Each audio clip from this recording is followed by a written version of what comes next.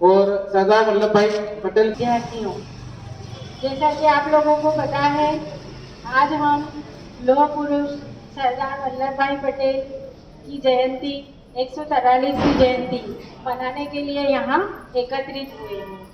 अब क्या आप जानते हैं सरदार वल्लभ भाई पटेल ने क्या करा था?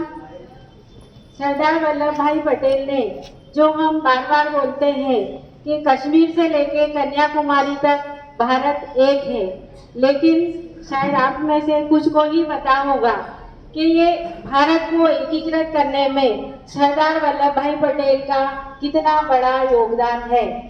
उनकी ठोस रणनीति, ठोस दृढ़ निष्ठा, इसके कारण ही जो भारत अलग अलग 565 रियासतों में बटा हुआ था, उनने उन सभी रियासतों को एकीकृत करा और एक अखंड और सशक्त राष्ट्र बनाया।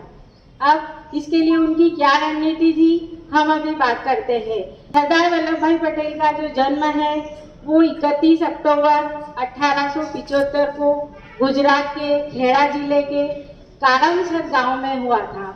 उनके पिता का नाम झावेरभाई पटेल और माता का नाम लाडवा पटेल था। इनका विवाह जबरेबाजी से हुआ, लेकिन वे अधिक समय तक जीवित नहीं रही।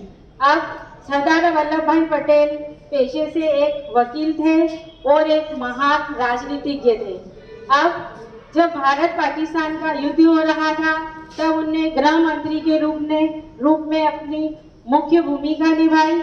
और जब 15 अगस्त 1947 को हमारा देश आज़ाद हुआ था, अब देश आज़ाद तो हो गया, लेकिन उसमें अलग अलग छोटे छोटे राज्य और रियासतें थी। वहाँ पर सब जगह अपने अपने राजा और अपने अपने नवाब थे। अब इतने सारे राजाओं को लेकर एक साथ एक स्वतंत्र भारत, सशक्त भारत, अखंड भारत बनाना एक बहुत बड़ी चुनौती थी। लेकिन सरदार पटेल ने पीसी मेनन के साथ मिलकर एक ठोस रणनीति बनाई और सभी राजा और नवाबों को एकत्रित किया, एकमत किया और 562 रियासतों को उन्होंने एक साथ मिला दिया। लेकिन 3 रियासतें ऐसी थी, जूनागढ़, हैदराबाद और जम्मू कश्मीर, उनके राजा और नवाब स्वतंत्र भारत में एकीकरण को स्वीकार नहीं करे। अब जूनागढ़, हैदराबाद और जम्मू कश्मीर को कैसे भारत में विलय किया जाए, ये सरदार वल्लभ भाई पटेल के लिए बहुत चुनौतीपूर्ण था। अब जूनागढ़ के बारे में आप जानते ही होंगे। जूनागढ़ सौराष्ट्र के पास का एक भारतीय इलाका है। अब उसका पाकिस्तान से कोई लेना देना नहीं है, लेकिन वहाँ का जो नवाब था वो पाकिस्तानी विचारधारा का समर्थक था। उसने भारत में विलय को स्वीकार नहीं किया, लेकिन वहाँ रहने वाली अधिकांश जनता हिंदू थी। सरदार पटेल ने वहाँ पर सेना भेजी और 9 नवंबर 1948 को जूनागढ़ को नवाब से आज़ाद कराया और नवाब पाकिस्तान भाग गया। अब जूनागढ़ भी भारत का एकीकृत हिस्सा बन गया। अब दूसरी जो रियासत थी, स्वतंत्र भारत की सबसे बड़ी रियासत थी हैदराबाद। अब हैदराबाद का जो निज़ाम था वो पूरी तरीके से पाकिस्तानी समर्थक था, वहाँ से हथियार मंगाता था और भारत में अराजकता फैलाना चाहता था। लेकिन सरदार पटेल ने वहाँ पर भी 13 सितंबर 1948 को अपनी सेना भेजी और सेना ने संघर्ष किया और संघर्ष के बाद 1948 में हैदराबाद को भी नवाबों से आज़ाद कराया, निज़ामों से आज़ाद कराया और स्वतंत्र भारत में एकाकार कर लिया। रही बात अब जम्मू कश्मीर की। अब पंडित जवाहरलाल नेहरू ने जम्मू कश्मीर को एक अंतर्राष्ट्रीय मुद्दा या समस्या बनाकर संयुक्त राष्ट्र संघ में लेकर चले गए।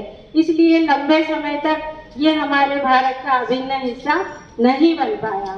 लेकिन अभी वर्तमान प्रधानमंत्री माननीय श्री नरेंद्र मोदी और गृह मंत्री अमित शाह के प्रयासों से 5 अगस्त 2019 को कश्मीर में भी जो अनुच्छेद 370 और 35A था, इसके कारण कश्मीर को विशेष राज्य का दर्जा मिला हुआ था उसको समाप्त कर दिया और हमारा जो जम्मू कश्मीर है वो भी भारत का अभिन्न अंग बन गया। इस तरीके से सरदार पटेल का जो अखंड भारत का सपना था वो अभी वर्तमान में 2019 में आकर पूरा हुआ। अब सरदार पटेल को उनके मरणोपरांत 1991 में भारत रत्न की उपाधि दी गई।